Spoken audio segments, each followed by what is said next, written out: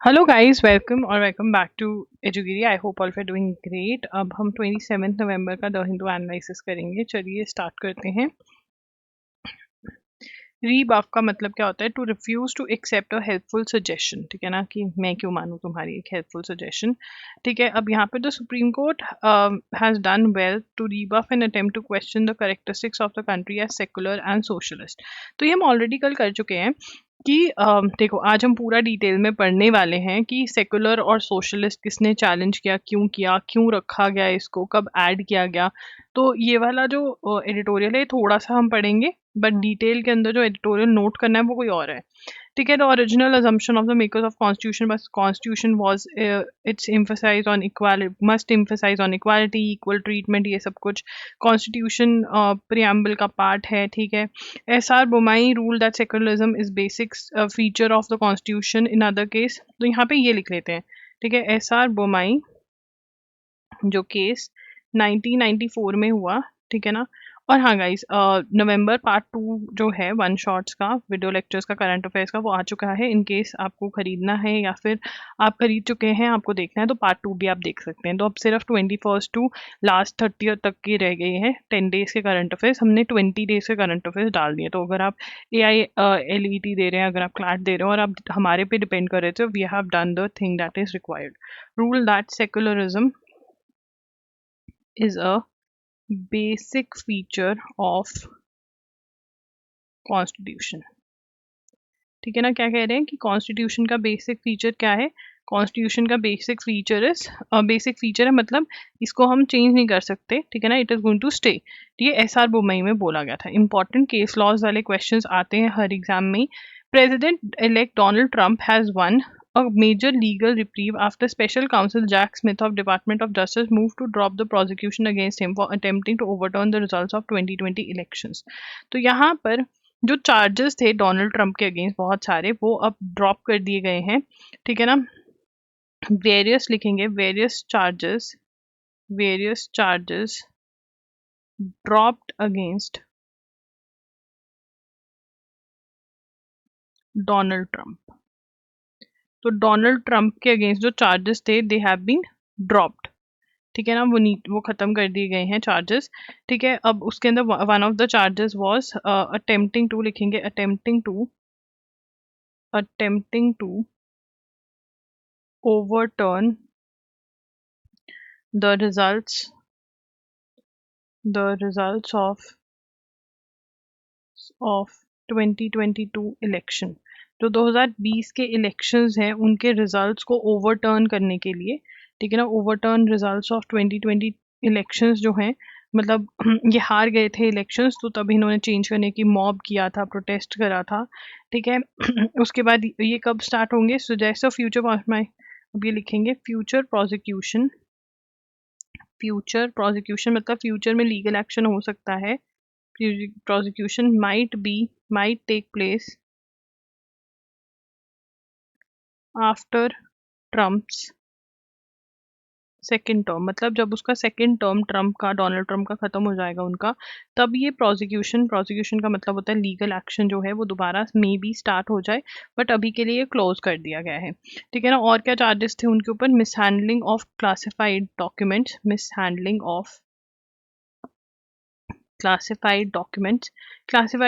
क्या होते हैं? वो डॉक्यूमेंट जो कुछ कुछ लोग ही देख सकते हैं। ठीक है ना, बिकॉज ऑफ देयर पोजीशन। ठीक है, कुछ डॉक्यूमेंट्स हैं इंडिया के जो हमारे प्राइम मिनिस्टर ही देख सकते हैं, हम नहीं देख सकते, या कुछ IAS ऑफिसर्स ही हैं जो देख सकते हैं, हम नहीं देख सकते। These are classified documents. ठीक है ना, तो इन्होंने मिसहैंड नहीं करी, खुद अपने साथ ही ले गए थे लास्ट टाइम जब ये डोनाल्ड ट्रंप प्रेसिडेंट थे, तो वो केसेस इनके अगेंस्ट चल रहे थे। ये सारे केसेस जो हैं अभी बंद हो चुके हैं। ठीक है ना, 2021 insurrection and for pressurising Ukrainian president to investigate president for corruption. ठीक है, थर्ड क्या था?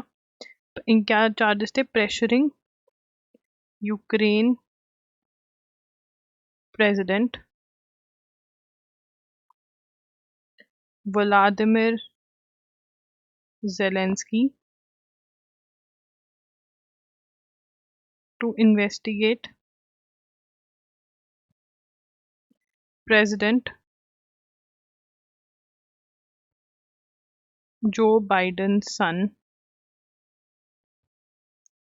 Hunter Biden for corruption. तो हंटर बाइडन किसी करप्शन वगैरह में इन्वॉल्व होंगे तो डोनाल्ड ट्रंप ने फोर्स किया यूक्रेन के प्रेसिडेंट को कि आप इसको वो करो, ठीक है ना। उसके अंदर भी has now effectively been given a clean slate for his second agenda, clean slate इसमें से भी निकाल दिया। तो जितने भी चार्जेस थे डोनाल्ड ट्रंप के अगेंस्ट, अब उनके अगेंस्ट अब एक्शन नहीं लिया जा सकता because he is a president elect now, ठीक है। तो बाद में अब देखेंगे जब वो उनके सत्ता हाथ से चली जाएगी तब मे बी कंटिन्यू करें, बट अभी के लिए नहीं ले सकता action. Despite strong support of for I donation, तो कॉर्निया का जो डोनेशन होता है, जो डेथ हो जाती है जिनकी, तो वो कॉर्निया डोनेट कर सकते हैं और कोई जो ब्लाइंड है वो उनसे देख सकता है। बट कॉर्निया ट्रांसप्लांट्स जो हैं वो बहुत कम होते हैं इंडिया में। तो वो बोल रहे हैं कि अब हम क्या करने वाले, हम इसका सोल्यूशन ये है प्रिज्यूम कंसेंट, ठीक है ना। प्रिज्यूम कंसेंट, प्रिज्यूम्ड कंसेंट का मतलब क्या होता है? प्रिज्यूम कंसेंट का मतलब कि जिसकी भी हॉस्पिटल में डेथ होती है और जो कॉर्निया डोनेट कर सकता है उसको आप ले लो, ठीक है ना। तो यहाँ पर ये है whoever dies in hospital, ठीक है, is in the works to make, अब यहाँ पर allow, क्या कह रहे हैं, allow cornea retrieval, cornea retrieval. Sorry guys, मेरी हैंड राइटिंग खराब हो सकती है, आज मैंने बहुत ज़्यादा लिखा है तो मेरा थंब जो है ना वो प्रेशर नहीं सह रहा है, आई डोंट नो व्हाई। बहुत जल्दी जल्दी फटाफट से कर रही थी मैं, मुझे ये था नवंबर पार्ट 2 जो 1 शॉट्स हैं वो जल्दी से डल जाए, सो दैट अगर कोई डिपेंड कर रहा है, मुझे पता है बच्चों ने मैसेज भी किए थे कि हम आप पे डिपेंड करें, प्लीज़ डाल देना जल्दी, तो इसलिए डाल दिया है। तो वो जल्दी जल्दी करने में ना मेरे ख्याल से अंगूठे की बैंड बज गई है, तो लिखेंगे allows cornea retrieval from all eligible deaths in hospitals, मतलब जितनी भी डेथ्स हॉस्पिटल में हो रही है और उनके कॉर्निया डोनेट हो सकते हैं वो प्रिज्यूम ही कर लो कि हाँ ठीक है, प्रिज्यूम कंसेंट। तो ये क्या कह रहे हैं, अमेंडमेंट प्रपोज्ड, अमेंडमेंट किसको प्रपोज करी जा रही है, transplantation of human organs and tissues act, that is थोटा 1994। तो इसमें अमेंडमेंट करें प्रिज्यूम कंसेंट की, जो भी हॉस्पिटल में जिसकी डेथ हो रही है उसका कॉर्निया निकाला जा सके। तो इस पे बात चल रही है सो दैट जो ब्लाइंड लोग हैं वो देख पाएंगे अगर कॉर्निया डोनेट कर दे जिनकी डेथ हुई है, ठीक है। तो यहाँ पर किसमें कॉर्निया डोनेशन के लिए प्रिज्यूम कंसेंट की बात चल रही है। 1994 का जो एक्ट है उसमें अमेंडमेंट मतलब चेंज भी लेकर आएंगे। Sorry for the burp. Vaibhav Suryavanshi कौन है? वैभव सूर्यवंशी जो है आईपीएल के प्लेयर हैं क्रिकेट के, ठीक है ना, और राजस्थान रॉयल्स में चुने गए हैं, Rajasthan Royals, and he is the youngest player to be part of IPL. He is 13 years 243 days and has been youngest player, कह सकते हो आईपीएल में, यंगेस्ट प्लेयर इन आईपीएल, ठीक है ना। ऑक्शन हो गया, इनको किसने खरीदा है, राजस्थान रॉयल्स ने। वैसे कहाँ को बिलोंग करते हैं, बिहार को, ठीक है। उसके बाद आगे चलेंगे। Israeli Prime Minister Benjamin Netanyahu said on Tuesday that he would recommend his cabinet adopt a United States brokered ceasefire agreement with Lebanon's Hezbollah। तो यहाँ पर सीज फायर मतलब स्टॉप फायरिंग मतलब स्टॉप फाइटिंग। तो यहाँ पर Israeli PM to recommend his cabinet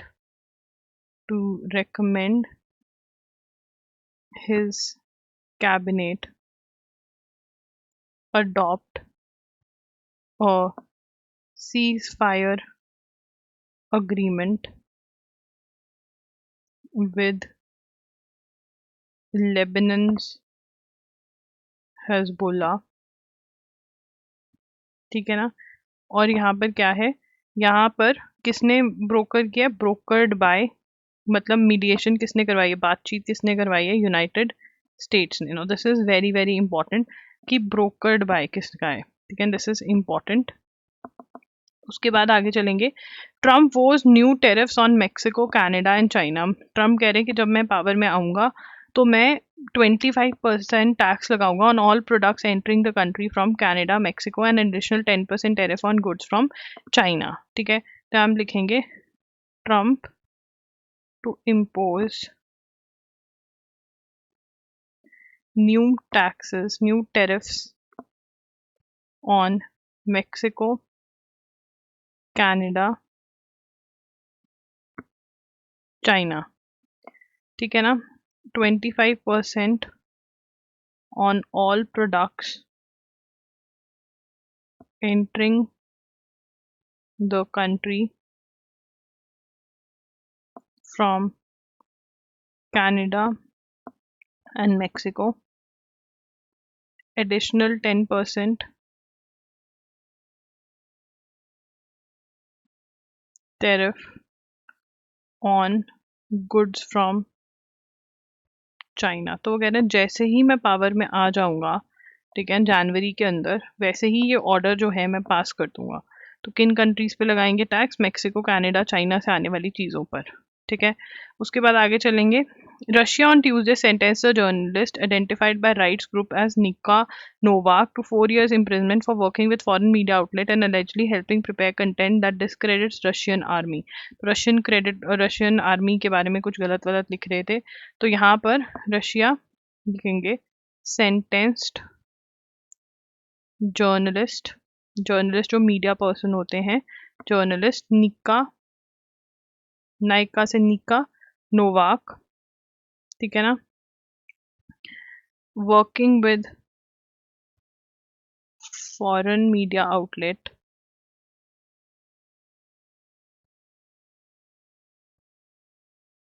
helping prepare content that, हाथ पे बहुत दर्द हो रहा है, दैट डिस्क्रेडिट्स रशियन आर्मी। ठीक है ना, रशियन आर्मी के बारे में बुरा भला लिख रही थी, तो ये नाम पूछे जा सकते हैं, this is important. Hong Kong's LGBTQ community won a majority victory on Tuesday as the city's top of court affirmed the housing and inheritance right for same-sex couples, ruling against the government. The decision comes after a landmark 2023 ruling by same court shut the door on legalizing same-sex marriage। ठीक है, तो अब यहाँ पे same-sex marriage recognize नहीं है, but Hong Kong court affirmed, मतलब हाँ बोल दिया, affirmed the housing and inheritance rights of same sex couples। ठीक है ना, this very same court in 2023, the same court refused to legalize same sex marriage. तो यहाँ पे सेम सेक्स मैरिज को लीगलाइज करने से मना कर दिया गया। ठीक है, बट यहाँ पे कह रहे हैं कि आप हाउसिंग और इनहेरिटेंस राइट, जो प्रॉपर्टी है वो आप मतलब दूसरे कपल्स जो आपस में इनहेरिट कर सकते हैं। ठीक है, NGT issues notice to center on expansion of glacier lakes. National Green Tribunal has issued notice to center and others regarding the rapid expansion of Himalayan glacier lakes। तो ग्लेशियर्स जो हैं वो मेल्ट हो रहे हैं, क्यों मेल्ट हो रहे हैं? हीट की वजह से मेल्ट हो रहे हैं, तो लेक्स जो हैं वो बढ़ रहे हैं। तो एनजीटी ने सुओ मोटो मतलब खुद ये केस उठाया है। न्यूज रिपोर्ट आई थी showing that 10.81% increase of glacier lakes in last 13 years due to rising temperature। As per the report, melting of glacier paved way for larger glacier lakes which held more water and in turn increased the risk of natural disasters such as floods and landslides। It directed the respondents to file the replies। अब यहाँ पे लिखेंगे NGT, that is NGT issues suo moto takes, NGT takes suo moto cognizance, NGT takes suo moto cognizance of news report showing about 10.81% increase in glacier lakes. तो glacier lakes जो हैं उसमें 10.8% increase हो गया, ये न्यूज़पेपर में report आई। तो यहाँ पर नोटिस, मतलब notice issued to centre, central government को बोला है कि भैया तुम बताइए कि आप क्या कर रहे हैं इसके लिए, ठीक है ना। इन लास्ट 13 ईयर्स जो है ये इंक्रीज देखा गया है, और इसी वजह से क्या हो गया है, melting of glacial lakes, glaciers paved way for larger glacial lakes which held more water। अब पानी ज़्यादा इकट्ठा हो रखा है ऊपर पहाड़ों में, इससे क्या हो सकता है, increased risk of natural disaster. तो नेचुरल डिजास्टर का जो रिस्क है वो बहुत ज़्यादा बढ़ गया है, ठीक है ना। तो ये है। उसके बाद industrialist Shashi Ruia passes away. Shashikant Ruia, also known as Shashi Ruiya, founder, chairman of Isser Group, died। तो इस्सर के आपने पेट्रोल पंप्स देखे होंगे, उनके चेयरमैन की डेथ हो गई है। SC suggest fresh guidelines to deal with unruly flyers. Unruly मतलब बेकार बेवकूफ फ्लायर्स। अब जैसे यहाँ पर हमने लास्ट ईयर पढ़ा था कि एक फ्लायर ने दूसरे पैसेंजर के ऊपर सूसू कर दिया था, ठीक है। और जो एयरलाइंस थी, एयर इंडिया थी, they didn't really help the women at all जिसके ऊपर सूसू हुआ था। तो अब वो रूल्स निकाल रहे कि ऐसे पैसेंजर्स को बैन किया जाए, जो ओल्डीज हैं उनके लिए सिटिंग अरेंजमेंट कुछ स्पेशल किया जाए, कि कोई ऐसे लोगों के साथ बिठाया जाए जो डिस्टर्ब ना करें और ये सब कुछ। और थोड़ा पीने वीने पे भी ध्यान रखे, क्योंकि अगर कोई ऐसी हरकत कर रहा है तो ऑब्वियसली उसने अपने औकात से ज़्यादा पी लिया और वो ऐसी हरकतें कर रहा है, तो ये बोला गया है, ठीक है। उसके बाद India expresses deep concern over ISKCON leaders arrest in Bangladesh. ISKCON leader जो हरे कृष्णा हरे रामा को मानते हैं, ठीक है ना, उसके अंदर वहां पे अरेस्ट कर लिया गया है, ठीक है ना। Bangladesh arrest, Bangladesh arrested ISKCON leader Chinmoy Krishna Das. तो चिन्मय कृष्णा दास जो इस्कॉन के लीडर है वहाँ पर बांग्लादेश में, उनको अरेस्ट कर लिया गया है। बांग्लादेश में, देश में हिंदूज जो हैं वो माइनॉरिटी है, मतलब हिंदूज जो हैं वो लेस नंबर में है, ठीक है ना। माइनॉरिटी कम्युनिटी है, वहाँ मुस्लिम्स मेजॉरिटी में है, तो माइनॉरिटी कम्युनिटी के साथ बहुत ज़्यादा गलत कर रहे हैं वो लोग, एंड वन ऑफ द गलत जो है वो ये है। उसके बाद EVMs are tampered when you lose, fine if you win. तो सुप्रीम कोर्ट के पास दोबारा कोई गया कि भैया ईवीएम जो इलेक्ट्रॉनिक वोटिंग मशीन है उसमें दिक्कत है, तो सुप्रीम कोर्ट कहती है हाँ, जब तुम जीत जाओ तब वो सही है, जब तुम हार जाओ तब गलत है। तो सुप्रीम कोर्ट ने टाटा बाय बाय बोल दी इनको कि जाओ, हम बेले नहीं है। High court seek centre's response to plea on Rahul citizenship. तो ये कहा जा रहा है कि जो राहुल गांधी हैं वो ब्रिटेन की सिटीजनशिप लेके बैठे हैं, और अगर कोई इंडियन सिटीजन नहीं है तो वो लोकसभा में नहीं बैठ सकता है, लोकसभा के इलेक्शन भी नहीं लड़ सकता। तो ये कैसे लड़ रहे हैं, तो केस फाइल हो रखा है। तो सेंट्रल गवर्नमेंट को कह रहे हैं कि आप रिप्लाई करिए कि इनकी सिटीजनशिप जो है उसका क्या सही सीन है क्या नहीं। तो राहुल गांधी के पास कहाँ की सिटीजनशिप अलेज करी जा रही है, ब्रिटेन की। वो इंडिया के सिटीजन नहीं है, और क्योंकि वो इंडिया के सिटीजन नहीं है तो वो लोकसभा या कोई भी इलेक्शन वो लड़ ही नहीं सकते हैं, ठीक है। तो देखते हैं इसमें क्या होता है। What is controversy around Sambhal mosque. तो संभल मॉस्क, संभाल से याद कर सकते हैं इसको, संभाल मॉस्क। तो यहाँ पर संबल मॉस्क जो है, a petition was filed by Hari Shankar Jain and other in the court of civil जज of the district and sessions court संबल।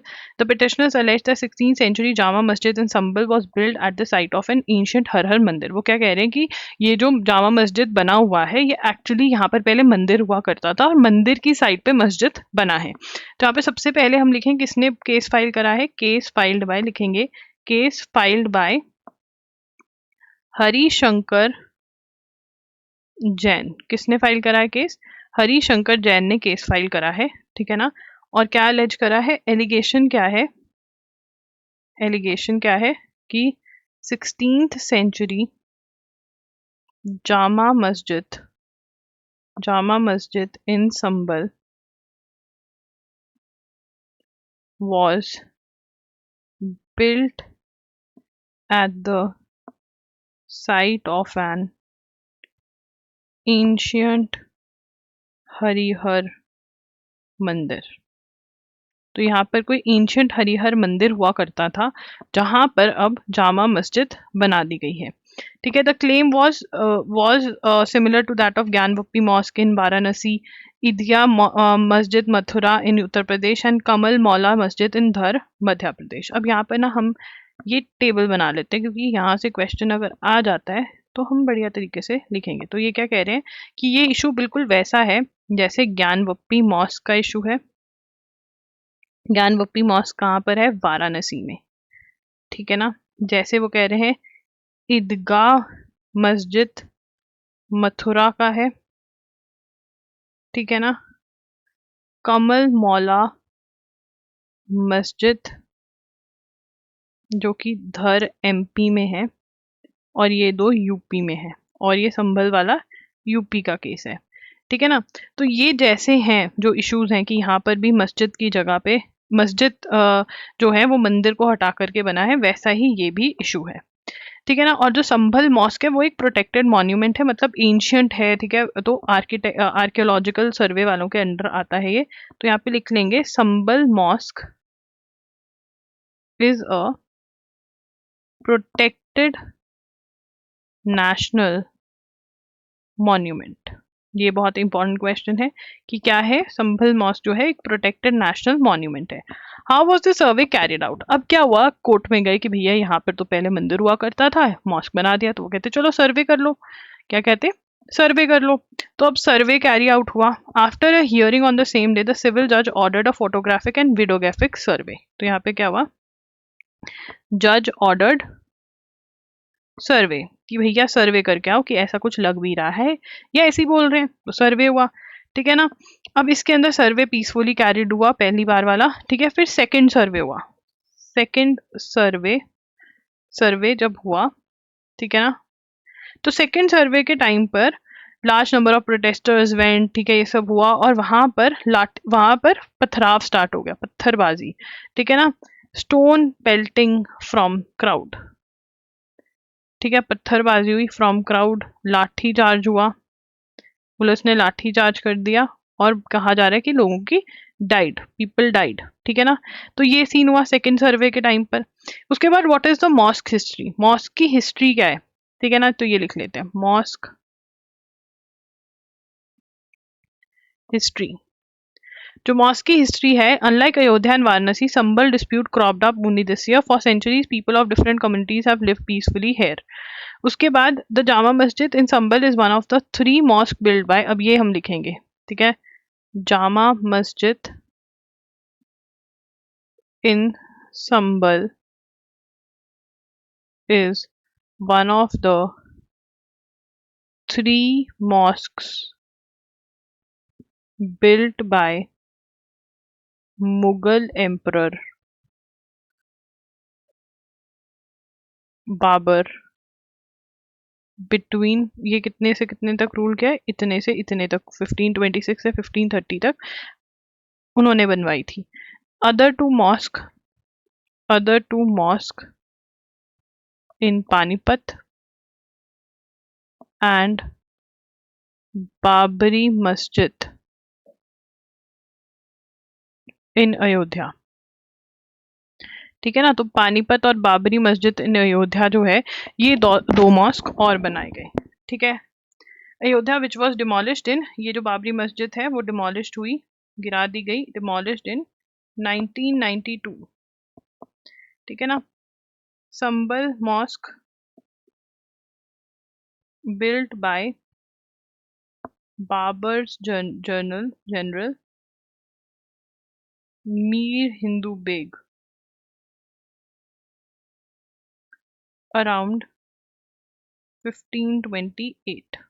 ठीक है, while the most historians attribute this mosque to Babur's general, some believe the mosque is actually Tughlaq era monument. अब ये भी clear नहीं है, some believe mosque is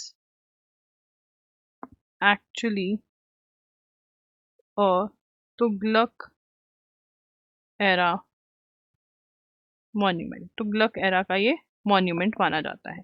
the Hindu tradition however holds that the mosque incorporates part of an ancient Vishnu temple. जो Hindus हैं वो क्या कह रहे हैं? Hindu tradition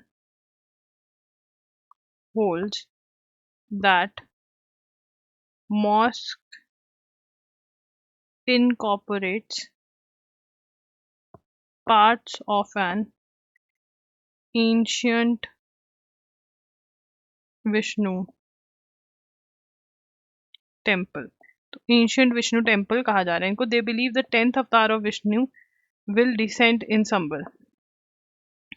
They believe the 10th avatar of Vishnu, that is Kalki, will descend in Sambal. ठीक है. उसके बाद प्लेसेस ऑफ वर्शिप एक्ट आ जाता है. ठीक है ना. तो अब ये तो सारी हिस्ट्री थी जो हमने लिख ली, विच इज़ इम्पॉर्टेंट क्योंकि ये नया डिस्प्यूट है तो हमें ये पता होना चाहिए. उसके बाद हम लिखेंगे प्लेसेस ऑफ वर्शिप एक्ट के बारे में. किसके बारे में? प्लेसेस ऑफ वर्शिप एक्ट के बारे में. अब क्या है यहाँ पर? The Sambhal dispute has once again cast fresh spotlight on places of worship act 1991. और प्लेसेस ऑफ वर्शिप एक्ट 1991 क्या है? प्लेसेस ऑफ वर्शिप एक्ट 1991 जो है, ठीक है ना, अंडर विच अब ये क्या कहता है? देखो यार, यहाँ पर ये 1991 के अंदर जो लॉ आया, इसने बोला दैट रिलीजियस करेक्टर, ये लिख लेते पहले फिर समझेंगे. Religious character of all places of worship as it existed on 15th August 1947 has to be maintained.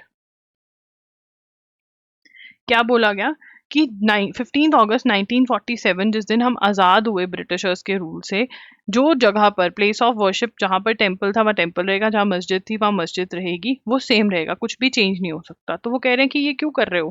क्योंकि जहाँ पर मस्जिद अब है वहाँ पर मस्जिद ही रहेगी. अगर 15 अगस्त 1947 को वहाँ पर मस्जिद थी तो मस्जिद रहेगी. ओनली एक्सेप्शन वॉज, लिखेंगे only exception was the then ongoing dispute, that is Babri Masjid, Ram Janmabhoomi Masjid, Ram जन्मभूमि. जो बाबरी मस्जिद राम जन्मभूमि का डिस्प्यूट था वो जो है वो चल रहा है. The act was aimed at shutting out the possibility of further. तो वो कह रहे थे कि कुछ भी ऐसे दोबारा से लड़ाइयाँ ना हो, तो इसलिए उन्होंने ये कह दिया कि जो जैसा था वो वैसा ही रहेगा, कोई चेंज नहीं आएगा, एक्सेप्ट बाबरी मस्जिद वाला जो इशू, राम जन्मभूमि वाला इशू जो तब भी चल रहा था 1991 में. The Act Section 3 leaves no room for debate by clearly barring conversion in full or part of place of any religious denomination. ठीक है. तो यहाँ पे जो सेक्शन 3 है, सेक्शन 3 ऑफ द एक्ट, ठीक है ना, बार्स कन्वर्जन इन फुल और part of a place of any religious denomination into a place of worship of a different religious denomination. मतलब कि चेंज नहीं हो सकता, जहां पर जो बना हुआ है वो वहां पर वही रहेगा. What are the challenges of the act? अब यहाँ पर वो कह रहे हैं कि जस्टिस डीवाई चंद्रचूड़ ने 22 में कहा था कि हम जो है असर्टेन कर सकते हैं. अब क्या बोला गया? Petition file Sambhal seeks to change the, अब जो केस फाइल्ड इन लिखेंगे, filed in Sambhal seeks to change the basic character of the place of worship, ठीक है। कोट अब यहाँ पे ascertainment of religious character of place as a procedure इसमें may not necessary fall. तो वो कह रहे हैं कि यहाँ पर बोला गया था डीवा चंद्रचूड़ ने कि अगर आपको रिलीजियस करेक्टर देखना है कि क्या है इसका, तो वो इस एक्ट में फॉल नहीं करेगी। तो देखते हैं अब क्या होता है। ये सारा है 1991 का एक्ट, ये सारा मस्जिद का जो हिस्ट्री है, टेम्पल की जो हिस्ट्री है वो है। ठीक है, ये यूपी के अंदर है। This is again important. SC ruling on socialism and secularism. ठीक है, अब सोशलिज्म और सेक्युलरिज्म जो वर्ड्स थे वो ओरिजिनल प्रियम्बल में नहीं थे। ठीक है ना, तो यहाँ पे लिख लेते हैं SC ruling on socialism and secularism. तो क्या स्टोरी है, ठीक है ना। अब यहाँ पे हम पूरी स्टोरी लिख लेंगे आज। तो जजमेंट आई है जिसके अंदर, ठीक है, केस क्या था, case challenging the inclusion of words socialist and secular in the preamble of our constitution। ठीक है ना, तो ये सोशलिस्ट और सेकुलर जो है वो प्रियम्बल में, कॉन्स्टिट्यूशन की जो प्रियम्बल है उसमें पहले नहीं थे। What is the meaning of preamble? Preamble is introduction to the constitution, कि कॉन्स्टिट्यूशन किन चीज़ों पे बेस्ड है, and it is preamble is part of the Indian constitution. इसके ऊपर जजमेंट्स भी आई हैं। तो ओरिजिनल प्रियम्बल जो है कब अडॉप्ट करी गई थी? Original preamble was adopted on 26 November 1949, जहां पे डिक्लेयर क्या था, declared India as India a sovereign democratic republic. कि क्या है, इंडिया सॉवरेन है, डेमोक्रेटिक है और रिपब्लिक है। लोग रूल करेंगे, डेमोक्रेसी, लोग ही अपने लीडर को चुनेंगे, इंडिपेंडेंट रहने वाले, किसी के अंडर हम नहीं आएंगे। ये 3 वर्ड्स थे हमारी प्रियम्बल के अंदर। ठीक है ना, और प्रियम्बल के कि हमारी इंट्रोड्यूस करी है कि हमारा जो देश है वो कैसा चलेगा, कॉन्स्टिट्यूशन किन प्रिंसिपल्स पे बेस्ड है वो बता रही है। ठीक है ना, तो अब सेकुलरिज्म और सोशलिस्ट जो वर्ड्स हैं वो बाद में ऐड हुए, बट उससे पहले जो क्वेश्चन आया वो ये आया, in Berubari case the Supreme Court opined that the preamble is not a part of the constitution. अब की प्रियम्बल पार्ट है या नहीं है। ठीक है, बेरूबरी में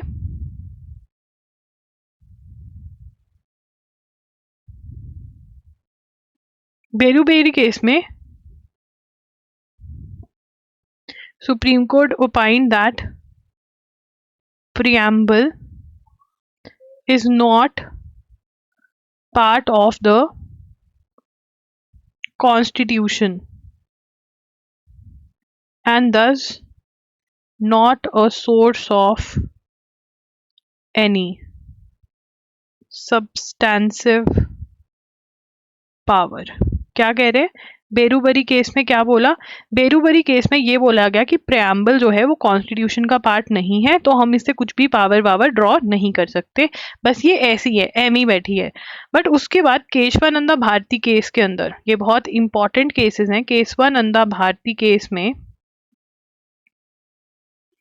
1973 का जो केस है, supreme court reverse the it's earlier opinion and said that preamble is part of the constitution. Supreme court said preamble is part of the Indian Constitution। preamble क्या है, इंडियन कॉन्स्टिट्यूशन का पार्ट है, and that it should be read and interpreted in light of vision envisioned in the preamble, that it should be read and interpreted in the light of the vision envisioned in the preamble. मतलब preamble को हम, constitution को preamble को देखते हुए पढ़ेंगे, मतलब preamble में जो लिखा हुआ है वो हम कंसिडर करेंगे part. Preamble is subject to, अब प्रियम्बल अमेंड हो सकती है या नहीं, इस पे भी बात हुई। 5th पॉइंट बनेगा, इसको हम लिखेंगे, preamble is subject to amending power of parliament, मतलब ये हम पहले भी लिख चुके हैं कि प्रियम्बल जो है बिल्कुल उसको अमेंड कर सकते हैं, हम प्रियम्बल में चेंजेस लेकर आ सकते हैं, चेंज लेकर आ सकते हैं, ठीक है ना। और ये क्या है, 42nd constitutional amendment, 42nd constitutional amendment in 1976 inserted the words socialist, secular and integrity in the preamble। ये तीन वर्ड्स जो हैं ये ऐड किए गए, कौन से वर्ड्स, सोशलिस्ट और secular and integrity 42nd amendment के थ्रू। वेरी वेरी इंपॉर्टेंट, ये क्वेश्चन आपको 2025 के एग्जाम्स में और 2024 के एग्जाम्स जो बच्चे कुछ हैं उसमें देखने को पक्का मिलेगा कि कब ऐड हुए ये वर्ड्स, ठीक है। The current case was filed by former Rajya Sabha MP that is member of parliament Subramanian Swamy and Ashwini Upadhyay and others. Mister Upadhyay and others had opposed the insertion of the word socialist and secular। तो socialist and secular original constitution में नहीं थे, amendment के through add किए गए, during emergency ये add किए गए। तो ये कहते हैं ये सोच समझ के नहीं ऐड किए गए। तो अब केस क्या क्या है, case filed by MP, former MP Subramanian Swamy and Ashwini Upadhyay, ठीक है ना। और ये क्या कह रहे हैं, opposed insertion of socialist and secular. तो ये दो वर्ड्स जो हैं जो ऐड हुए सोशलिस्ट और सेकुलर, इनको अपोज किया कि ये क्या है, included during emergency, included during emergency and force the people to follow specific ideologies, ठीक है ना। लोगों को बोला इमरजेंसी के ड्यूरिंग, मतलब तब इमरजेंसी रूल लगा हुआ था, सेंट्रल गवर्नमेंट जो मर्जी करते रहे, कोई बोल ही नहीं सकती थी इंदिरा गांधी के टाइम पर, ठीक है ना। तो स्पेसिफिक आइडियोलॉजीज जो है लोगों पे थोप दी गई, सोच समझ के ये नहीं डाला गया। तो अब वो क्या कह रहे हैं कि 44th अमेंडमेंट हुई, ठीक है ना। Mr. Swamy of the view that subsequent amendments to the Constitution, including 44th Amendment 1978 during Janata Party rule after emergency, had supported and retained these two words. Nevertheless, he was of the view that these words should appear in separate paragraph below the original paragraph। वो कह रहे हैं कि अच्छा ये word रखने भी हैं तो ये सेपरेट पैराग्राफ में आने चाहिए, एक ही preamble वाले उसमें नहीं आने चाहिए। The court dismissed the pleas and held socialist and secular are integral to the basic structure of the Constitution। ये लिखेंगे हम, कोर्ट डिसमिस्ड, मतलब लो कोर्ट ने मानी नहीं बात, dismissed this and held socialism and secularism are integral to the basic structure of the constitution, मतलब they are important and necessary, they are integral to the basic structure of the constitution, ठीक है। और क्या कहा गया, constitution is a living document subject to the amendment power of parliament। ये क्या है, ये एक लिविंग डॉक्यूमेंट है, this is a living document जो चेंज होता रहेगा, ठीक है ना। और सोशलिस्ट और सेकुलर वर्ड जो है उन्होंने कहा ये बहुत जरूरी है, इनका मीनिंग जो मैंने आपको पहले लिखवाया था वो ही इन्होंने बताया है वो मीनिंग, ठीक है ना। आगे चलेंगे, between hope and hurdles on the high seas. तो ये एक जो कुछ साइन किया है इंडिया ने, क्या है ये, बायोडाइवर्सिटी, पेन को थोड़ा पतला कर लूं, क्या साइन किया है, biodiversity, biodiversity beyond national jurisdiction, that is BBNJ agreement। India ने साइन किया है, इंडिया साइंड, इसको क्या बोला जा रहा है, known as high seas treaty, high seas treaty. High sea का मतलब क्या होता है, वो वाली पानी की जगह, ओशन में, सी में, वो वाली जगह जो इंटरनेशनल वाटर्स हैं, जो किसी को बिलोंग नहीं करते। इंटरनेशनल वाटर्स क्या है? International waters that don't belong to any country, ठीक है ना, तो उसको हाई सीज बोलते हैं। उसके बाद has drawn praise and skepticism, ठीक है, hailed as a landmark step in ocean governor, treaty seeks to protect marine ecosystem, लिखेंगे treaty seeks to protect, कौन सा system? protect marine ecosystems and promote the sustainable use of resources in areas beyond national jurisdiction। मतलब जो area किसी country के jurisdiction में नहीं आता, वहां पर सेफ गार्ड करना, सस्टेनेबल यूज करना, उसका मिसयूज नहीं करना, ठीक है ना। क्रिटिकल गैप्स हैं, वो कह रहे हैं इंटरनेशनल मेरीन रेगुलेशंस के अंदर। As the third implementing agreement under United Nations convention on the law of the sea, the BBNJ followers earlier accord in deep sea mining and fisheries management. तो ये क्या है? फोर्थ पॉइंट लिखेंगे, ये क्या है? Third implementing agreement under United Nations Convention on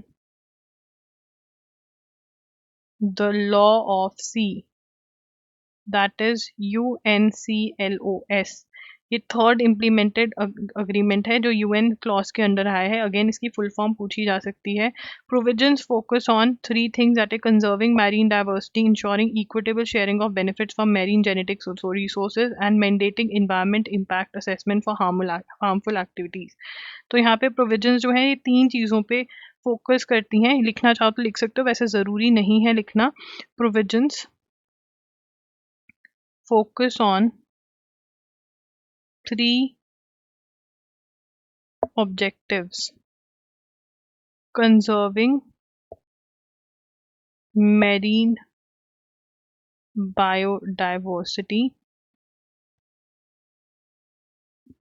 ठीक है, ensuring equitable sharing of benefits from marine genetic resources, और क्या है? mandating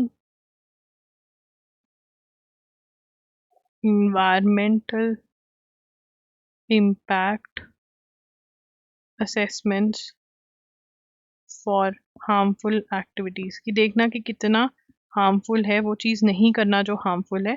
तो ये है, ठीक है ना, क्योंकि this is a treaty therefore it is important. उसके बाद the treaty's ambitious goals are tempered by its lack of clear implementation. कोई रोड मैप नहीं है इम्प्लीमेंटेशन के लिए, रोड मैप नहीं है। Only 14 of its 104 signatory countries जो हैं उन्होंने इसको रेटिफाई किया है कि एप्लीकेबल बनाया है। तो अभी इंडिया ने सिर्फ साइन किया है। Only 14 of 104 signatories have ratified the agreement, ठीक है।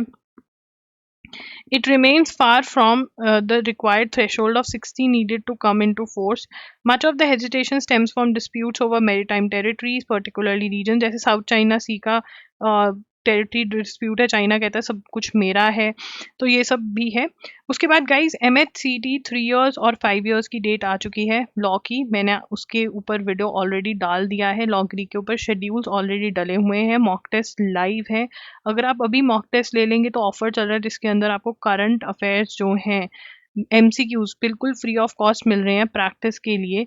ठीक है ना। तो वो अगर आप बाय करना चाहते हैं तो कर सकते हैं, अगर लिंक चाहिए तो आप बोल सकते हैं कमेंट्स में, मैं लिंक प्रोवाइड कर दूंगी। ठीक है। वन शॉट्स में जो करंट अफेयर्स के वन शॉट्स लेक्चर्स अवेलेबल होते हैं कंपाइलेशन, उसके अंदर जैन टू दिसंबर सॉरी नवंबर अब कंप्लीट हो चुका है, नवंबर का पार्ट 2 तक डल चुका है, पार्ट 3 भी जल्द आ जाएगा। एमसीक्यूज जो है नवंबर के वो कंप्लीट हो जाएंगे, कल तक मेरी ट्राई रहेगी, परसों तक की सब कुछ कंप्लीट मैं डाल दूं। ठीक है। एंड मॉक टेस्ट जो है स्लैट का लाइव हो रखा है, AIAT that is Symbiosis 3 years का, MHCD 3 इयर्स और 5 इयर्स का हो रखा है, जामिया का लाइव है। कोई अगर और भी मॉक टेस्ट आप चाहते हो कि मैं लाइव कर दूं तो कमेंट्स में बता दो, मैं वो भी कर दूंगी। NLSAT का आंसर राइटिंग टेस्ट जो है वो लाइव है, वो भी आप बाय कर सकते हो। ठीक है। ये सब कुछ आप अगर loggery.in विजिट करोगे वहां पर आपको मिल जाएगा, कोई लिंक फिर भी अगर ना मिले कमेंट्स में पूछ सकते हो। एंड अगर आपको कोई डाउट हो कि मुझे ये खरीदना चाहिए, क्या खरीदना चाहिए, कौन सा बंडल मेरे लिए सही रहेगा, तो आप @IamLoggery पर मेरे से रिकमेंडेशन ले सकते हो, वहाँ पे मैं बता दूंगी कि ये मत खरीदो ये खरीदो। ठीक है ना। And yes, Indian constitution course भी आपके लिए हमने अपडेट कर दिया आपकी रिक्वायरमेंट्स के अकॉर्डिंग, जिसके अंदर सबसे पहले आपको वीडियो लेक्चर्स तो पहले मिल रहे थे, अभी भी मिल रहे हैं वो, बट उसके साथ साथ आपको बहुत सारे MCQs, इंपॉर्टेंट MCQs अलग, चैप्टर वाइज MCQs अलग मिल रहे हैं। एंड ऑल्सो कुछ क्वेश्चंस भी मिल रहे हैं जिनको अगर आप रिवाइज वो PDFs कर लेते हैं तो बहुत अच्छी आपकी प्रैक्टिस हो जाएगी, एंड थ्योरी भी मिल रही है। राइट। तो इंडियन कॉन्स्टिट्यूशन अगर लेना चाहते हैं अगेन कमेंट्स में पूछ सकते हैं, मैं बता दूंगी। Thank you for watching, bye bye, take care.